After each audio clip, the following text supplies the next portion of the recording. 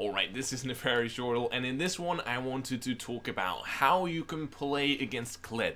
Because, except for the very highest regions of ELO, he is considered very, very oppressive. He has a very good win rate, and it's very hard to play around him. But, and that's the most important thing, it's not impossible, and that's what we're going to explore today. So the first thing I want you guys to think about is, what is Kled's biggest weakness? Just think about that for a second.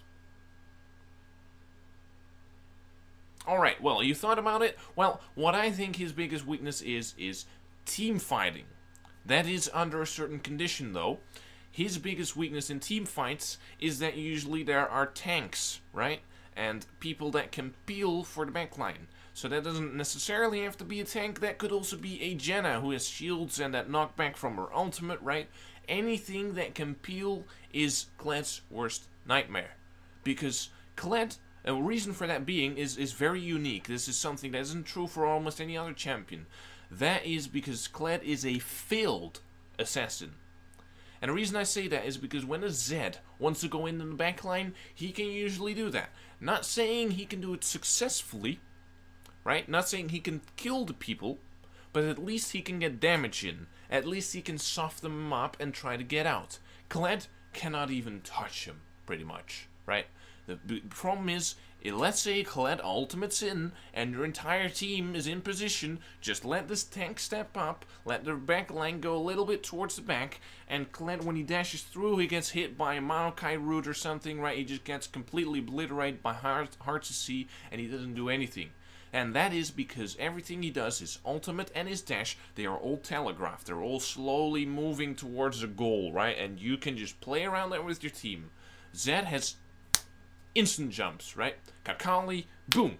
Ultimate, just jump on top of someone. Shroud, boom. Stasis, boom. You can't hit her, right? They have way more abilities than you do, the assassins, to actually get access to their target. So Kled, essentially, when you play around it properly, is a failed assassin, right? So the next thing I want to talk about, let me just look at my notes here, is how do you play around this? Well, very simple. Keep the tanks near carries, right? That's the idea.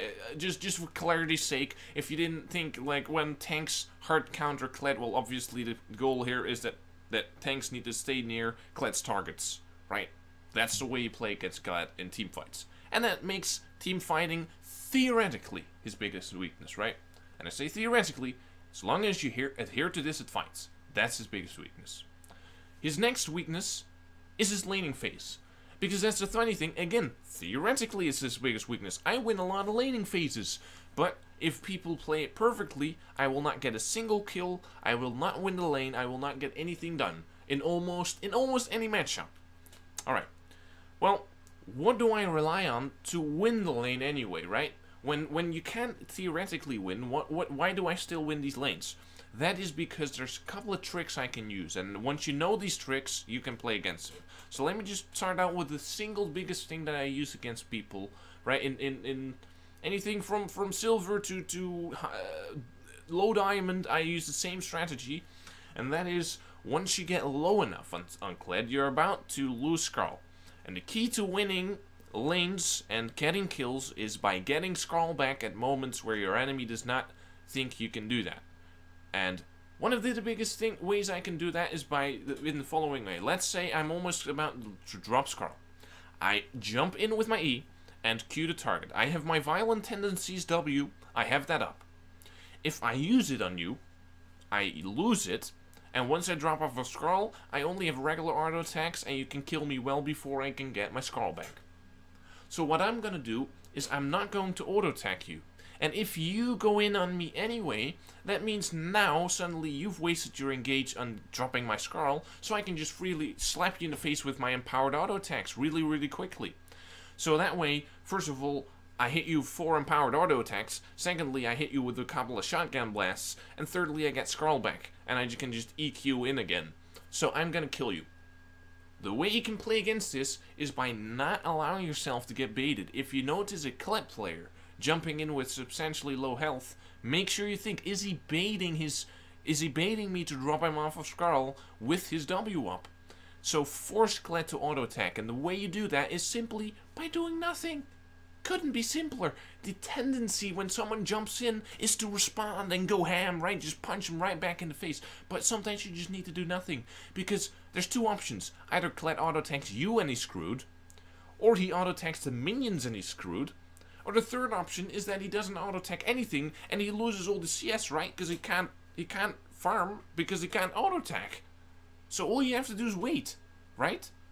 So just that little bit of patience, that's enough, right? So that is one of the biggest tricks I use on Kled, and that is one of the biggest ways you could play around that and prevent me from getting those sneaky kills in. And the rest is just the basics of League, just with any other matchups. If you stay inside a minion, your own minion wave, and I EQ in on you without any advantage, I can guarantee you I should not win that trade. I should only be able to win the trade once I've already gained the lead. And then Kled becomes very hard to play against, I do admit.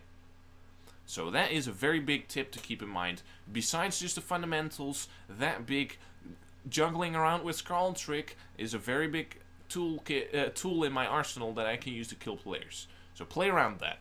Just be patient, that's all. That's all you need to do. Now one of the last things I wanted to talk about is Kled in the ultra late game. Because essentially, once you get into the ultra late game, Kled does gain a little bit of power. I could look up the win rates right now, but I can't show it to you right now, but you'll have to take my word for it. That Kled, if you look at his win rates, is very high in the first 25 minutes, and then it drops off, and then it goes back up again. Now, what you usually should be able to do in the mid game, besides keeping your tanks near carries, is just play for the objectives. You don't need to engage and scatter, right, and do all these fancy little things. All you need to do is group up and take or even trade objectives. So let's say someone's splitting top and taking your tier 1, and instead of responding, you guys just all push mid and get their tier 1, right? Because they can't defend and they have a Kled, and Kled's kind of useless against group top people. So you trade objectives. Perfect. Perfect. Because that means no one's getting killed, and you're just getting closer to the end of the game. If nobody's getting killed while the game is getting closer to its end, that means Kled's one step closer to losing the game, because his winning condition is that he needs people to fuck up. He needs kills, right? He does not do as well as a Malphite or a Maokai or an Ornn or a Gnar, right? Or anything in team fights when he's just 0, 0, and 0 with equal farm.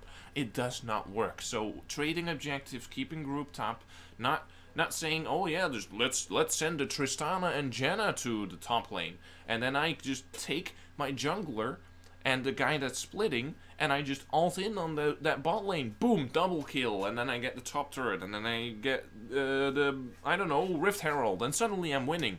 Suddenly I'm winning. Takes one mistake like that, right? A wrong rotation from a bot lane, boom, they're dead. Stay near each other, guys. So that's just a little bit of a specific scenario I wanted to give you guys to kind of show you both how you could play against it and how easy it is to fuck that up, right? How easy you can suddenly just screw it up. So you just have to learn very well how to play against that, because it is hard, but it is possible. It is possible, right? Stay close at all times, and you can do it, I promise, right? So I think that's it for this one.